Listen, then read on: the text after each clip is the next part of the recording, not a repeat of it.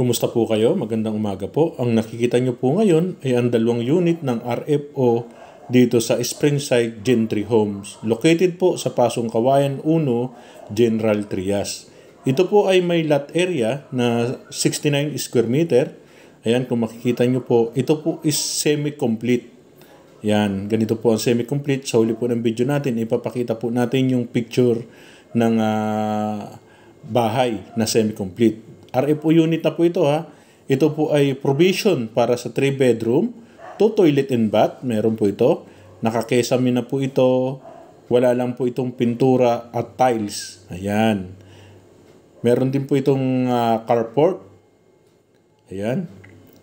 Ito po ay napakalapit po sa Lyceum. 6.8 kilometers lang po. Kung nakikita nyo po, ito po ang semi-complete natin. State University, ayan, sa Kabso po. 8.7 kilometers lang po. At malapit din po ito sa market natin, General Trias Public Market. Tan sa Public Car Market, malapit din po. Sa hospital po, 4 kilometers lang po ito sa General Trias Hospital. Ayan, malapit din po ito sa 4.3 lang po ito sa kapatiran natin sa Iglesia ni Cristo. Ayan, kaya mag-abil na po kayo, 2 pong RFO dito sa Springside po. Maraming salamat po.